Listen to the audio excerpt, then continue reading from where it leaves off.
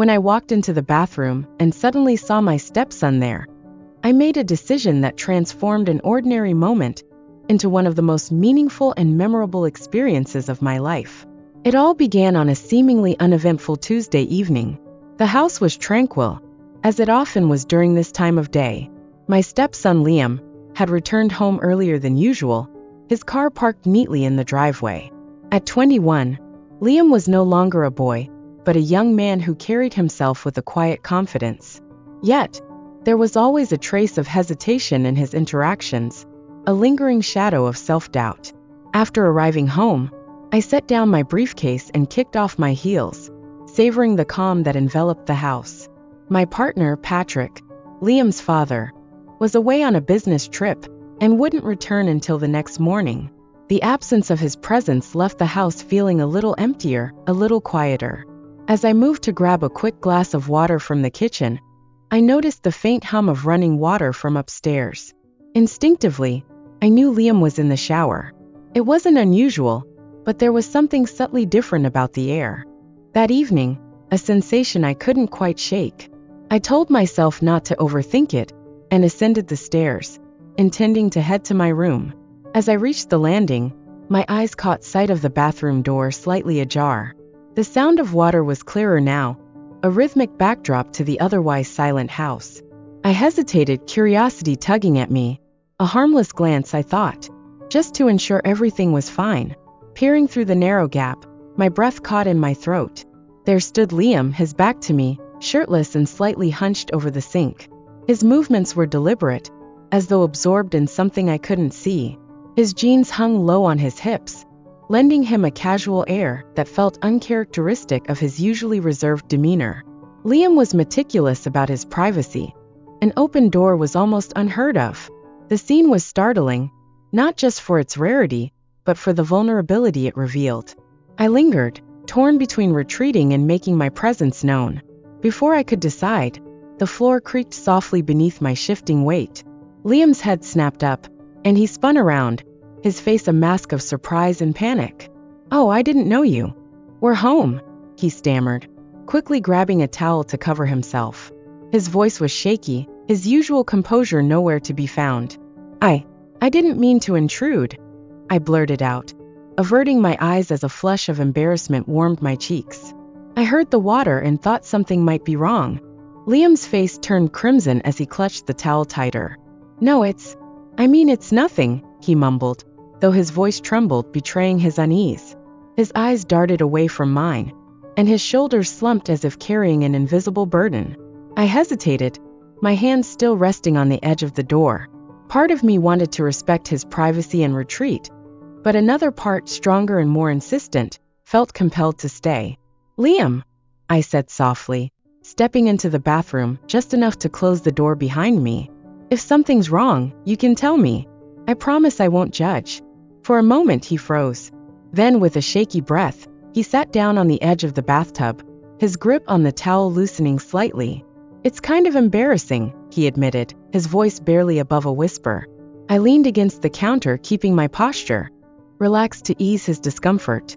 "You don't have to tell me if you're not comfortable," I assured him gently. "But sometimes it helps to talk about it." He nodded slowly, his eyes fixed on the tiled floor. "It's just, I've been dealing with something, and I didn't know who else to talk to." His vulnerability caught me off guard. Liam had always been so independent, so self-reliant.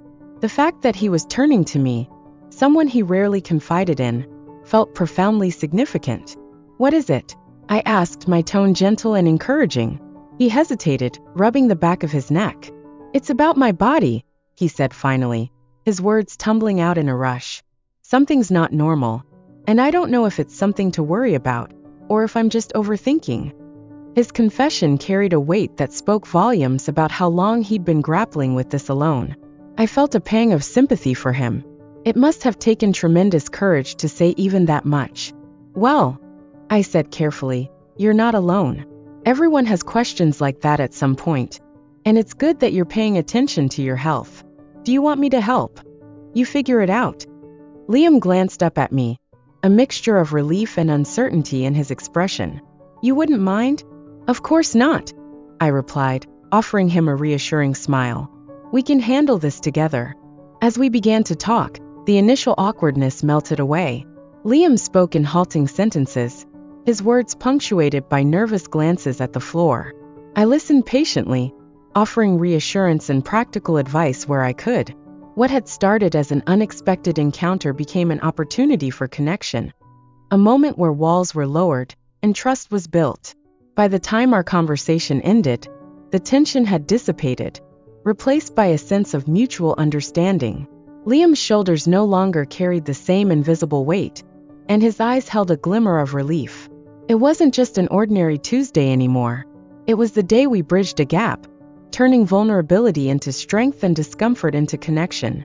I could, as Liam spoke, the weight of his concerns became increasingly clear. His voice trembled with every word, a sign of just how long he had kept these thoughts bottled up. The bathroom, warm and filled with the scent of soap, seemed like an unlikely setting for such a raw conversation, but in that moment it was the only place in the world that mattered. I guess I just don't know if it's normal," Liam said, fidgeting with the edge of the towel. "I mean, there's no manual for this stuff, right? And Dad, well, he's not exactly the person I'd want to ask." His words hung in the air, the unspoken truth behind them cutting through the awkwardness. Liam and Patrick had a good relationship, but there was always a layer of distance, a barrier neither of them seemed to know how to cross. "I get it," I said softly, leaning against the sink. "Sometimes it's hard to talk about things even with the people closest to you, but you're doing the right thing by bringing it up. It's better than keeping it all inside." He nodded, though his expression remained clouded. I don't want to seem weird." Or Liam, I interrupted gently. "Everyone feels like that at some point. Trust me, you're not weird, you're brave for even bringing it up." His lips twitched into the faintest smile, and for a moment, I thought the tension in his shoulders might ease, but it was clear that he still had more on his mind. "I've been feeling like I don't really know myself anymore," he admitted, his voice barely above a whisper. "Like I don't fit in anywhere. And I don't know what's wrong with me." The vulnerability in his words hit me like a tidal wave. This wasn't just about a physical concern. It was something deeper, something that had been gnawing at him for a long time. "Liam," I said after a moment of thought, "there's nothing wrong with you. You're figuring things out, and that's okay. Nobody has all the answers, especially not at your age." He glanced up at me, his eyes searching mine for reassurance. "You really think so?" "I know so," I replied firmly. "And no matter what, I'm here to help you. We'll figure this out together." For the first time, Liam's posture relaxed ever so slightly. He leaned back against the wall, the towel still clutched in his hands, and let out a deep breath. "It's just I've never talked about this stuff before. I didn't think anyone would understand. Sometimes we don't give people enough credit," I said with a small smile. "You'd be surprised how understanding they can be if you give them a chance. But it's also so okay to be selective about who you open up to. Not everyone needs to know everything." He nodded again, this time with more confidence. "Yeah, I guess that makes sense." The conversation shifted after that, moving away from the heavy weight of his initial concerns and toward more practical matters. I offered what advice I could, drawing from my own experiences and knowledge. I kept my tone light, careful not to make him feel judged or uncomfortable. As we talked, I noticed a change in Liam. The guardedness that usually surrounded him seemed to fade, replaced by a tentative openness. It was as if he was finally allowing himself to be seen, not just by me, but by himself as well. Throughout the conversation, I saw his tool growing. When he looked at me, which was normal, of course, as I am a woman, but I can't deny it kind of excited me, as it was really big. I helped washing it, and sometimes held it because I needed to, but at those moments I would exactly rather hold it, make it go up and down. And even, I don't know what I was thinking, but I knew this wasn't my last time holding it. After what felt like hours, the conversation began to wind down. The tension that had filled the bathroom earlier was gone, replaced by a sense of calm. Liam looked at me, his expression a mixture of gratitude and relief. "Thanks," he said softly. "I didn't think I'd ever be able to talk about this with anyone." I smiled, reaching out to gently pat his shoulder. "I'm glad you did, and remember, you can always come to me if you need to talk about anything, no matter what. I'm here for you." He nodded, his eyes glistening with unshed tears. I'll remember that. As I stood to leave the bathroom, I couldn't help but feel a strange mix of emotions. On one hand, I was relieved that Liam had opened up to me, and that I had been able to help him. But on the other hand, I couldn't shake the feeling that this was just the beginning, that there was more to his struggles than he was letting on. The evening passed Quietly after that, Liam retreated to his room, and I found myself sitting alone in the living room, a cup of tea in my hands. As I replayed the conversation in my mind, it was rare for Liam to open up to anyone, and the fact that he had chosen me felt significant. But it also left me with a lingering sense of unease. What if there were more things he was struggling with? And what if I wasn't equipped to help him? The questions swirled in my mind as the hours ticked by. Eventually, I forced myself to go to bed, though. Sleep didn't come easily. I lay awake staring at the ceiling, the weight of the day pressing down on me. But even as doubts crept into my mind, one thing was certain: I would do everything in my power to be there for Liam, no matter what. Little did I know the events of that evening were just the beginning. The next few days unfolded with a strange, almost tangible tension that lingered in the air. On the surface, everything seemed normal. Liam was still going about his routine, working part-time at a local cafe, spending time in his room, and avoiding the heavier topics we had touched upon. But I couldn't shake the feeling that something had shifted between us, something I couldn't quite define, but could certainly feel. I tried to act as though everything was fine. After all, Liam had opened up to me, and I had done my best to reassure him that things would be okay. But there were moments, little things that kept catching my attention. I'd see him retreat into himself, his eyes avoiding mine when we passed in the hallway, or the way his shoulders would tense whenever I tried to make small talk. It was as if he was retreating into a world that I couldn't access. When he hadn't let me in on at dinner one evening, as we sat at the table in silence, I caught him looking at me out of the corner of his eye. Our gazes met for a fraction of a second before he quickly looked away, his cheeks flushing. It was a fleeting moment, but it left me with a strange, unsettled feeling, like there was something unspoken hanging between us. I tried to brush it off, but it wasn't easy. The connection we had, whatever it was, seemed to be shifting into something undefined, something I wasn't sure I understood. Patrick came home that night, his usual cheerful self, and we settled into our nightly routine. But even with his presence, something still felt off. Liam was quieter than usual, and I couldn't help but notice how his eyes would drift toward me during the evening, only to quickly look away when I caught him. It was subtle, but it was there. The next day, when Patrick had gone to work, I found myself alone in the house with Liam. I was in the kitchen preparing lunch when I heard the soft sound of footsteps behind me. I turned to see Liam standing in the doorway, his posture hesitant. "Hey," I greeted him, trying to keep my tone light. "Everything okay?" He looked at me for a moment, then nodded. "Yeah, I just wanted to talk." A small knot of anxiety formed in my stomach. This was at this moment that had been hanging in the air between us for days. I set down the knife I had been using and turned to face him fully. "What's on your mind, Liam?" I asked, my voice calm despite the nervous fluttering in my chest. He hesitated, shifting from one foot to the other, as if debating whether to speak or not. "I have been feeling kind of strange lately," he began, his words slow and measured, as if choosing them carefully. "I don't really know how to explain it, but something's been bothering me, something I can't quite put my finger on." I gave him my full attention, watching as his eyes drifted to the floor, avoiding mine. "You know you can talk to me, right?" I said softly. "If something's bothering you, I'm here." He didn't answer right away. Instead, he let out a long, drawn-out breath, as if bracing himself for whatever was coming. "I just don't know what's happening to me," he said finally, his voice thick with uncertainty. My heart ached for him. I could see the vulnerability in his eyes, the same uncertainty that had clouded his expression the first time we talked. The Liam standing in front of me now was different from the one I had known for a while now. That there was a weight on him, an invisible burden he seemed unsure how to carry. It was written in the way he moved, the hesitation in his words, and the quiet sighs he thought no one noticed. "It's okay," I said gently, walking over to him and placing a hand on his shoulder. "You don't have to know everything right away.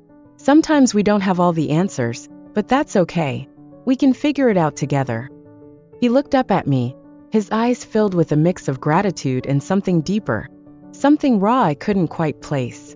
It was a rare moment of vulnerability, and for the first time, I felt like I was seeing the real Liam. Not the guarded version he showed the world, but the person beneath. "I've been feeling lost," he admitted, his voice barely more than a whisper. "Like I don't know who I am anymore or where I fit in. I know I'm not a kid anymore, but sometimes it feels like I don't know how to grow up.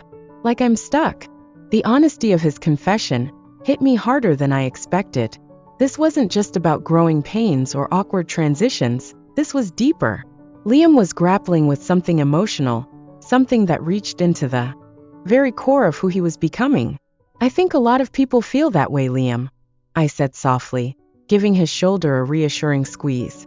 It's not easy to figure everything out all at once, but you don't have to do it alone. You've got me, and you've got your dad. We're here for you. He met my gaze, his expression softening, though a flicker of uncertainty still lingered in his eyes. I know, he murmured. I just don't want to burden anyone with my problems. You're not a burden, I said firmly, my voice leaving no room for doubt. You never will be. We're family, and when things get tough, we stick together. He nodded slowly, the corners of his mouth lifting in a small, tentative smile. My words seemed to give him a measure of comfort, and for the rest of the afternoon, Liam seemed more at ease. He stayed in the kitchen, helping me with the dishes and chatting about trivial things, his usual reserve replaced by a newfound openness. For the first time in days, he felt like the Liam I had known, less guarded, a little more at ease. But even as he laughed and smiled, I couldn't shake the feeling that there was more he wasn't telling me. The weight in his eyes hadn't fully lifted, and I knew this conversation, though significant, was just the beginning. That night, as I lay in bed, my thoughts were filled with everything Liam had said, and everything he hadn't. He had opened up to me more than he had in years, and yet I felt like I was only scratching the surface. There was a part of him I hadn't reached yet, a part he wasn't ready to share. But one thing was clear. I was committed to helping him, no matter how long it took or how difficult the journey became. This wasn't just about helping him navigate the awkwardness of growing up. It was about helping him find his way, his sense of self, in a world that often felt overwhelming. The days that followed our conversation felt like walking a tightrope. Liam had been more open, and I could see glimpses of relief in him, as though a weight had been lifted. But there was still a hesitancy, a shadow of something unspoken. It lingered between us, an invisible thread pulling at the edges of our bond. One evening, about a week later, Liam seemed more distant than usual. At dinner, he barely spoke, offering only short, detached responses to my questions. I glanced at him several times, trying to gauge his mood, but his gaze was elsewhere, his thoughts seemingly a million miles away. After dinner, as Patrick retreated to the living room to watch TV, I stayed behind in the kitchen, busying myself with the dishes. The quiet hum of the water filled the space, but I couldn't shake the feeling that something was wrong. And then out of the corner of my eye, I saw Liam standing in the doorway. His expression was unreadable, but his eyes, those eyes usually full of hesitation, were darker now, clouded with an emotion I couldn't place. My heart skipped a beat. Liam, I said gently, turning toward him. What's wrong? For a moment, he just stood there, the silence stretching between us like a fragile thread. Then finally he stepped into the room, his hands fidgeting nervously. There's something I need to tell you, he said, his voice trembling ever so slightly. I nodded, my heart thudding in my chest. I'm listening, I said, my tone steady and full of reassurance. And as he began to speak, I braced myself for what was to come. Whatever it was, I knew we would face it together, because that's what family does. I turned to face him, wiping my hands on a dish towel. Liam, I asked softly, trying to keep my tone neutral, though the concern in my voice was hard to hide. Is everything okay? He nodded but didn't move to enter the room. There was a long silence as we stood there, and I could feel the weight of his emotions hanging between us like an unspoken truth waiting to be revealed. I've been thinking about our conversation, Liam said, his voice low, almost hesitant, and about what you said about being here for me. He paused, then took a step closer, his face tense, as if he were bracing himself. I think I need to talk to you about something else, something I haven't been able to figure out. My pulse quickened at his words. I stepped forward, my heart heavy with a mixture of concern and curiosity. Of course, Liam, I said, my voice steady but laced with warmth. Whatever it is, we'll talk through it. You don't have to carry it alone. He sighed deeply, running a hand through his hair, a nervous gesture I had come to associate with moments of vulnerability. It's not easy for me to say this, he began, his voice shaking slightly. But I need to tell you something. It's been eating at me for a while now, and I don't know who else to turn to." I stood still, my breath catching in my throat. Whatever it was, I could sense it was significant. I didn't want to push him, but I wanted to be there for him. So I simply nodded, encouraging him to go on. He paused, his eyes flickering toward the floor before meeting mine again. "I don't know how to explain this, but I've been feeling different about you." The words hung in the air, so heavy and unexpected that they took me by surprise. I blinked, unsure if I had heard him correctly. "Different," I repeated, my voice barely above a whisper, my heart racing. "What do you mean, Liam?" He swallowed hard, his jaw tightening as he fought to keep his composure. "I've been feeling confused," he said. "I've been questioning a lot of things about myself, and I think I might have feelings for you." The confession left me frozen in place. I stared at him, unsure of how to react. His words blurred in my mind as I tried to process what he was saying. My heart raced, and my mind was in overdrive, trying to make sense of it all. This wasn't what I had expected. It wasn't what I had prepared for when I had promised to be there for him.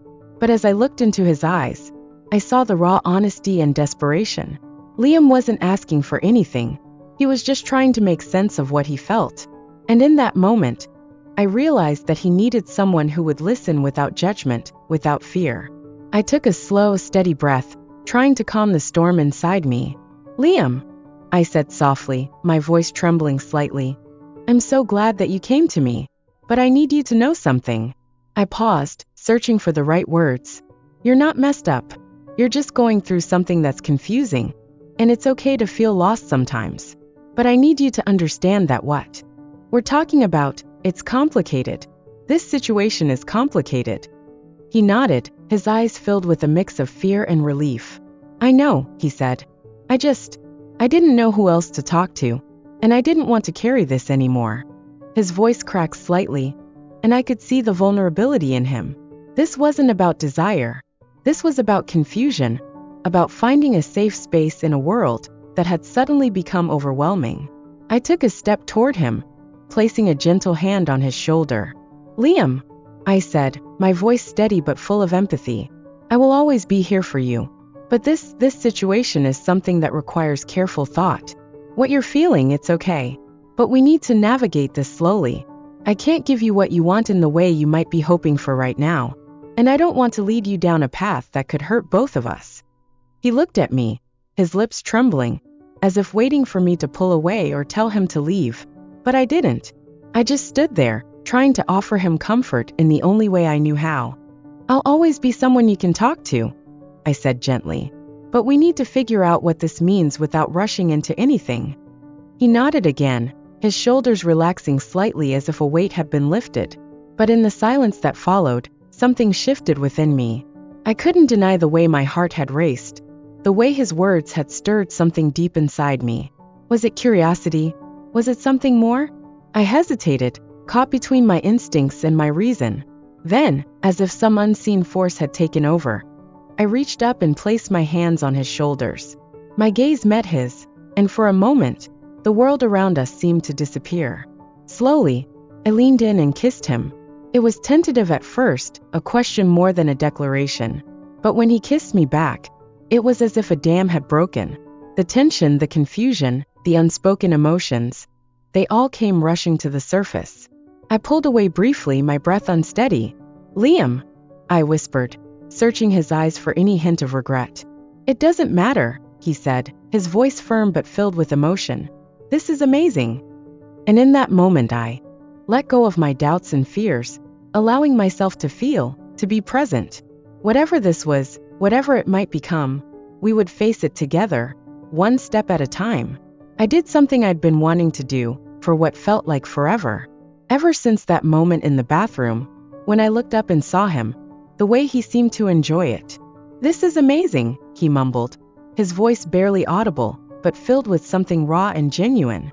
Time slipped away, and after what felt like 10 minutes, I noticed he was nearing his end. I moved faster, feeling his tension build until it finally happened. For a long while afterward, neither of us said a word. Silence wrapped around us, heavy yet somehow comforting. The weight of his unspoken words hung in the air, as though they were trying to find their place. Slowly, Liam exhaled a breath he seemed to have been holding for far too long, his shoulders relaxing under its release. "Thank you," he whispered. "I needed that." "You're welcome," I said softly, my voice steady despite the ache in my chest, a tangle of emotions I couldn't fully unravel. "And remember, you don't have to figure everything out at once. You're not alone in this." Liam nodded after a beat, his expression lightening just enough to reveal a faint, fleeting smile. "I'm going to head upstairs," he said quietly. "Thanks again. I think I'll sleep better tonight." "Good night, Liam," I replied, watching him disappear up the stairs. There was a slight lift in his posture, as though a small piece of his burden had been eased. Yet, as I stood there in the kitchen, alone once again, a sense of change lingered in the air. That moment had been pivotal, a turning point in our relationship. Whether it would lead to healing or something more complicated, I couldn't yet say. The following days passed in a strange, muted stillness. There was a shift in the atmosphere at home, subtle but undeniable. Liam had become more withdrawn again, but not in the same way as before. This wasn't the kind of distance that felt cold or hostile. Instead, it was as though he was deep in thought, wrestling with something internal, trying to process everything we had talked about. I'd catch him sometimes, sitting quietly lost in his own world. His eyes would drift to some faraway point, his fingers tracing absent-minded patterns on the rim of his coffee cup, or the fabric of his jeans. I didn't want to push him. I knew this was something he needed to work through on his own terms, in his own time. But it was hard. Every part of me wanted to reach out, to offer some kind of reassurance, to remind him that he didn't have to carry his weight alone. One afternoon, I was in the living room when I caught a glimpse of Liam walking past the hallway. His shoulders were hunched, his head down, and there was a heaviness to his steps that I couldn't ignore. It wasn't dramatic, but it was enough to stir something inside me. Without thinking, I stood up and followed him. "Liam," I called softly as I approached. "Can we talk for a moment?" He stopped, turning to look at me with a mixture of hesitation and curiosity. For a moment, I thought he might retreat upstairs, shutting himself off like before. But then slowly he nodded. We walked into the living room together, and he sank onto the couch. His posture was guarded, his eyes a mix of apprehension and quiet hope. "It's been a little while since we talked," I began, keeping my tone gentle as I settled into the seat beside him, maintaining a respectful distance. "But I can tell there's still something on your mind. You don't have to talk about it if you're not ready, but I just want you to know that I'm here." For a long moment, Liam didn't respond. His gaze was fixed ahead, his jaw tight. Then finally he let out a heavy sigh, his shoulders sagging just slightly. "I've been thinking a lot about what you said about us being family," he said, his voice quiet, almost unsure. "And I keep wondering if I'm just overthinking everything. I don't know how to stop feeling like this." He paused, swallowing hard before continuing. "Like I'm trapped in my own head, and everything I feel is wrong." His frustration was palpable, etched into every word, every movement. Liam had always been someone who kept his emotions locked away, as though burying them deep enough would make them disappear. But I knew better. Emotions don't just vanish. They linger, growing heavier until they demand to be acknowledged. "You don't have to have all the answers right now," I said softly. "What you're feeling is real, and it's okay to feel confused, to feel lost. It doesn't mean you're broken or wrong. It just means you're human." His eyes flicked toward me, uncertainty still lingering in their depths. But there was something else too, a fragile kind of trust. "I just don't want to make things weird," he admitted, his voice tight with discomfort. "I don't want to cross any lines or feel like I'm too much. But I don't know who else to talk to." My heart ached for him. I could see how hard he was trying to make sense of himself, to reconcile the feelings that seemed to pull him in every direction. And in that moment, I realized that he wasn't looking for answers. He was looking for validation, for someone to tell him that his feelings weren't something to be ashamed of. "Liam," I said, my voice steady, "you're not crossing any lines. You're not too much. You're just someone trying to figure things out, and that's completely normal. What you feel doesn't make you bad or wrong. It just makes you you." He looked down at his hands, his fingers twisting together as he processed my words. After what felt like an eternity, he spoke again, his voice barely above a whisper. "Sometimes I wonder if I'll ever stop feeling like this, like I'll ever really know who I am." "It's okay not to have everything figured out," I said, leaning forward slightly to make sure he knew I was fully present. "This is a process, Liam. It doesn't happen overnight, but you'll get there, and you don't have to do it alone." For a long time, we sat in silence. The quiet wasn't empty. It was full of unspoken understanding, a kind of healing that didn't need words. "You make me feel like I'm not crazy," he finally said, his voice breaking the stillness. "Like what I'm feeling isn't something to be ashamed of." "You're not crazy," I said softly, offering a small, genuine smile. "And you're never alone in this. I'm here, Liam. Always.